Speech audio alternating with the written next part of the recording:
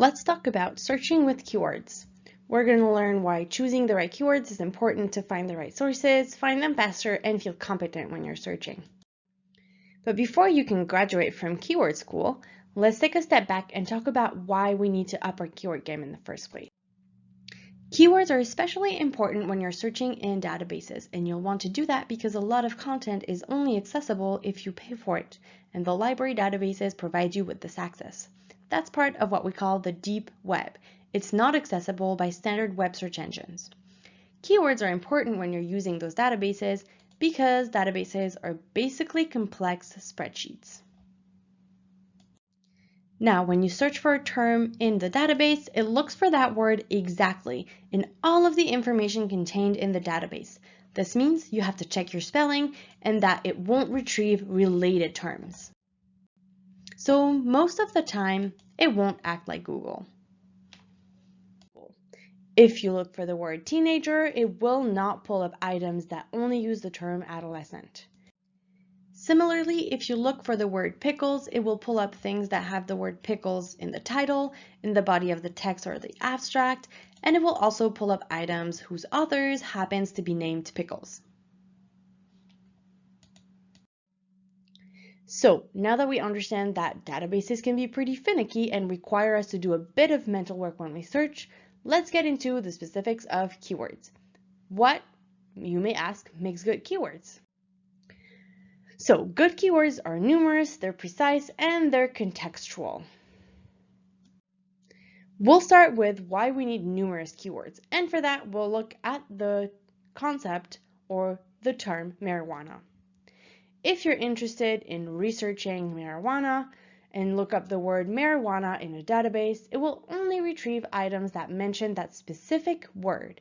But as we know, marijuana can be called many things. So let's take a look at some of those words. For example, cannabis, weed, pot, ganja, hemp, grass, THC, delta-9 tetrahydrocannabinol, cannabidiol.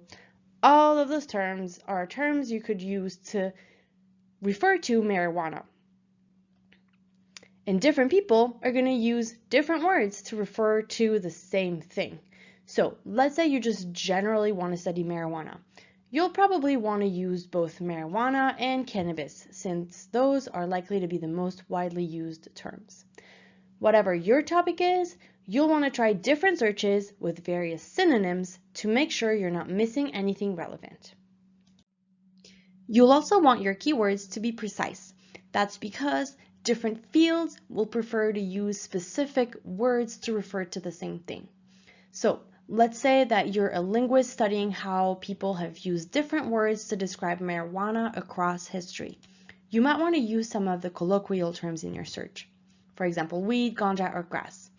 If you're a chemist or someone studying the specific molecule's effect on the brain, you might use the keywords delta-9 tetrahydrocannabinol or cannabidiol. Whatever your topic is, you'll want to use the same words as the people in your field of study are using. You'll be able to figure that out once you start researching by looking at what words come up time and time again and using those words yourself in your searches. Finally, your keywords need to be contextual. The meaning of a word might differ depending on the context. So for that, let's talk about contraception, which is an example I use because it happened in an actual research consultation with a student. The student was researching what barriers to contraception exist for a specific group. So we put in the word contraception and barriers into a database search. But it turns out that barriers in the context of contraception is just another word for condom. Using these words in the search ended up vastly narrowing it down and distracting from the actual research topic. So instead of using barriers, switching to another word like obstacles would work better. You may not know that a word will mean something else in the context of your search, and that's okay. Once you figure it out, just redirect. So let's recap. Good keywords are numerous, they're precise, and they're contextual. But you don't need to have the perfect keywords before you start searching. Searching means that you are trying new things, you're learning from your searches, and you're using what you find to keep going. So now I'm going to demonstrate how we can use the knowledge that we just acquired to search in a library database. First, we'll go to the library website, libguides.southseattle.edu, and then we'll scroll down a bit and go to library databases. Then we'll go to the AZ database list, and there you'll be able to see a list of all of our databases. On the right, you see the popular databases. You might even recognize some of them. And on the left is just a list of all of the databases that we subscribe to. And we have a ton of different content. There is education databases, there is history databases, environment, health, psychology, and multidisciplinary databases. So when you click on a database, then you'll enter your last name and your ID number, and that will get you into the database. Remember, you need to do that step of identification because you're entering the deep web. That means you'll have access to things that you wouldn't be able to just get on Google. I chose ProQuest for this demonstration, ProQuest databases, because I think it's likely to get a lot of results since it's multidisciplinary. So in this demonstration, we're going to actually just take the example that we were working on earlier and see if we can find some stuff about marijuana. We'll look specifically at marijuana and policy and see what comes up. So those are the two keywords that I'm going to use, marijuana and policy. The and here means we're looking for things that have both marijuana and policy in the title and the abstract. We can change that to an or, and then it'll mean that we'll pull up things that have either the word marijuana or the word policy.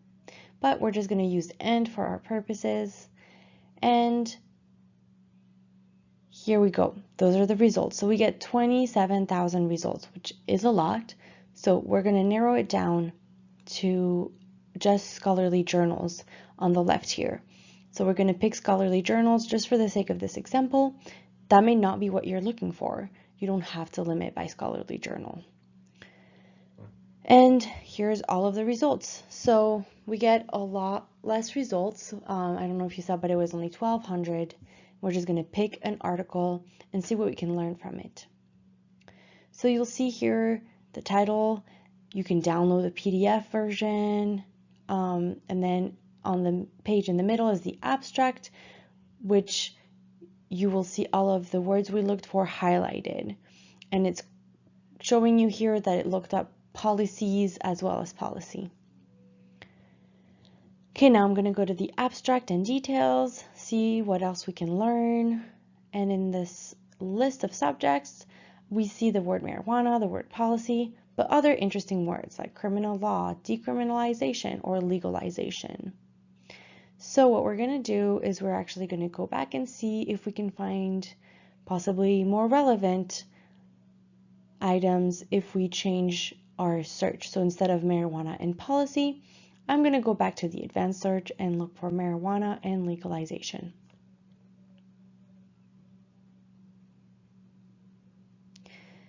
Okay, so we're looking for items that have both marijuana and legalization in either the title or the abstract or any of the other information, and we get 74,000 results, which is a ton more than we did before.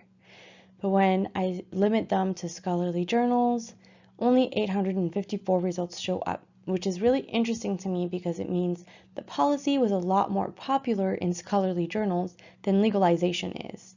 I'm not quite sure what that really means, but it's definitely interesting to note that if you want more results, policy might be a better bet in this database for scholarly journals. So that's a little bit of the dynamics that you should employ when you're looking for content in a scholarly database. You should be using different keywords and going back and revising your search, making sure that you can learn from your results to improve your search and find more sources. So as you search, no matter if it's in a database, Google Scholar, or just the library catalog, Start getting creative with your searches by using good keywords and revising your search as you go, like we just saw in the demonstration. And finally, if you feel like you're getting stuck, don't hesitate to contact your librarians. We will help you get back on track. Just go to libguides.southseattle.edu, where we are available by chat, email, and appointment. Happy researching!